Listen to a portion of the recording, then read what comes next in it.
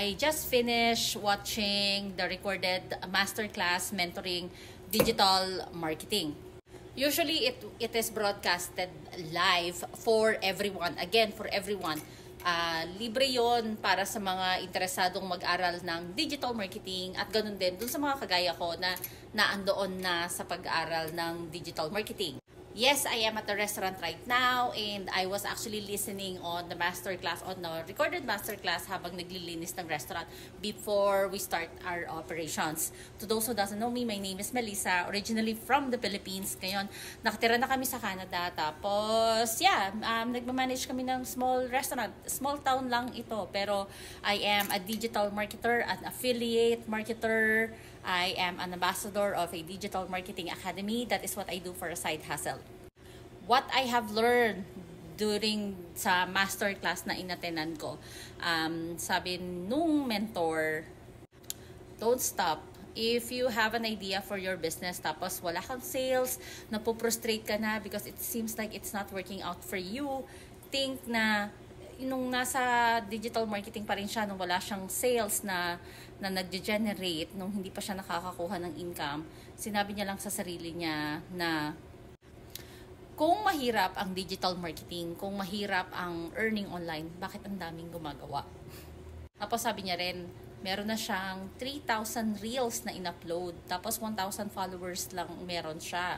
Always remember that the followers is actually doesn't equal to your financial gains.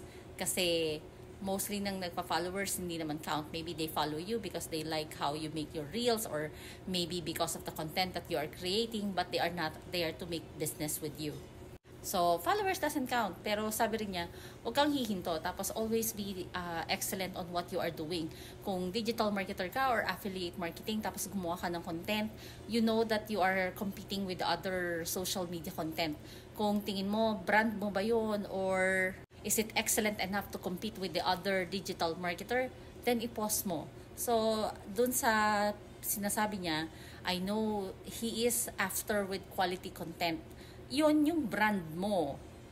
You always excel for the best. You always strive for the best. Kasi, ito pa sinabi niya, do not make, if you listen to the market and then you heard that, let's say, health niche yung nag-excel in money making.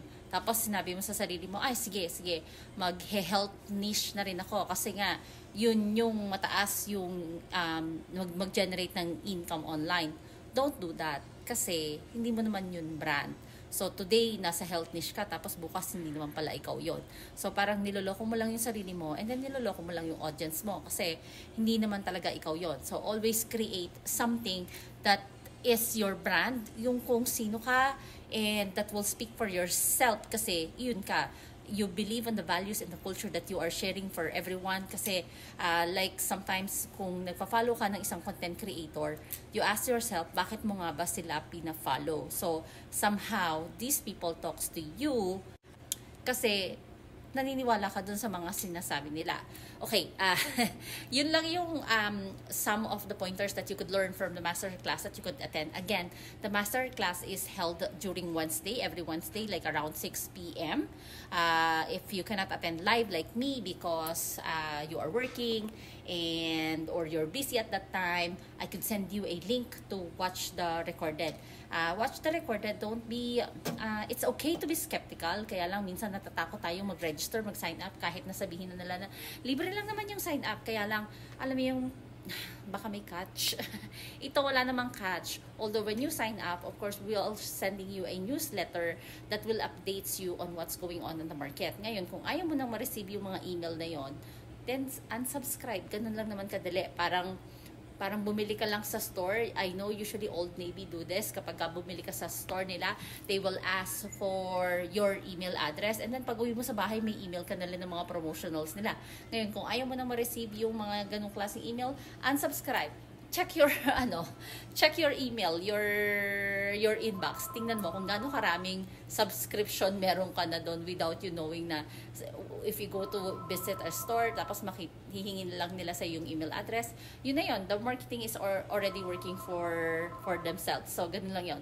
So if you also interested to create side income or another extra income stream while you're busy, while you're parenting your kids, this might be something that you are interested in. Check it out. Again, we have free masterclass, or message me if you have if you have questions, and I am willing to answer. Yun lang. God bless us.